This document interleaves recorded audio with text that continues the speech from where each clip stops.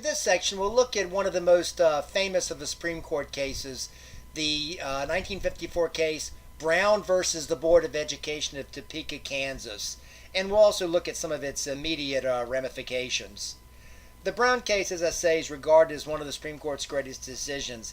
The court held unanimously that racial segregation of children in public schools violated the Equal Protection Clause of the 14th Amendment. Now, in a victory for broad constructionist interpretation of the Constitution, the court held that separate facilities were always inherently unequal. The Plessy case 60 years before had held that the separate public facilities were constitutional so long as black and white facilities were equal. The court, however, in that case, had not really looked into the issue of whether they were in fact equal in the real world.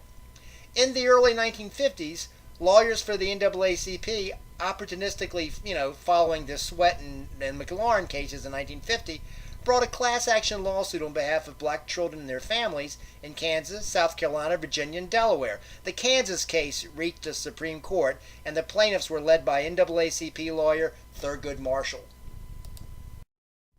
The victory in Brown made Thurgood Marshall famous. President Kennedy appointed Marshall a federal appellate court judge, and then Marshall served as Solicitor General under President Johnson. Johnson finally appointed Marshall the first African-American Supreme Court judge in 1967, and Marshall served on the court until 1991 when he retired.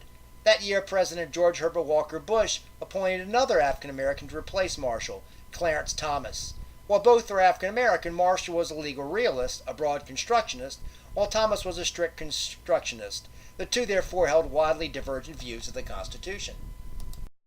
The decision outraged Southern segregationists and led to a revival of the Ku Klux Klan, which had been on the decline since the 1930s. Believing the decision an illegal intrusion into states' rights, segregationists began adopting the Civil War flag of the Army of Northern Virginia as a symbol of defiance. The flag had been the unofficial symbol of the Dixiecrat Party in 1948, but in 1961 the South Carolina legislature raised the flag over the South Carolina Capitol. Ostensibly raised to mark the centennial of the Civil War, momentum for the flag grew from the protest against the federal efforts to enforce integration following the Brown decision. In the years following the Brown case, the Klan and segregationists increasingly carried the flag as a symbol of resistance against black civil rights.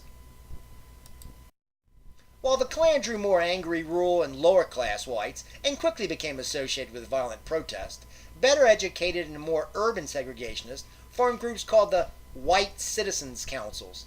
Now, some critics call them, quote, the white-collar Klan. First formed following the Brown decision in Mississippi, soon such councils flourished throughout the South, and they'd sign petitions and they'd raise money for anti-civil rights politicians. Denouncing violence, the White Citizens Council attempted to intimidate black activists by economic means. One council member described the organization's purpose as, quote, to make it difficult, if not impossible, for any Negro who advocates desegregation to find a job, get credit, or renew a mortgage, unquote. With the Brown case as precedent, public schools throughout the South faced pressure to desegregate. In fact, the implications of the Brown case meant that all public facilities and services, those paid with tax dollars from everyone, would have to desegregate, not just the schools. Just after the Brown case, many southern school districts refused to comply.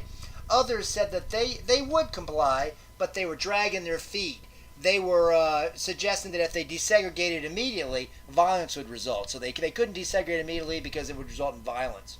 Reacting to such sentiments, the Supreme Court ruled in a case the following year, in 1955, that school districts had to desegregate, quote, with all deliberate speed. This decision became known as the, quote, Brown 2 case. Many whites in the South resisted by simply pulling their children from public schools and forming private academies. These so-called segregationist academies, as critics knew them, flourished throughout the South in the years following Brown. In Prince Edward County, Virginia, officials went so far as to close the public schools to avoid desegregation. Others adopted pupil placement laws, whereby all students took an exam and were grouped according to those who scored equally as well. Now, because most African American students attended inferior schools, and the exams were designed to cover material African Americans hadn't learned, the result continued segregation. The result was de facto segregation, blacks in one class and whites in another. With what became known as massive resistance against federal mandated desegregation growing, more than 100 Southern conservatives, all but 2 Democrats, signed what became known as the Southern Congressional Manifesto in 1956. Originally drafted by Senator Strom Thurmond, the manifesto denounced Brown as a, quote, clear abuse of judicial power by activist judges and urged their constituents to resist, citing the 10th Amendment to the Constitution. This concludes the section on the Brown case and its immediate aftermath.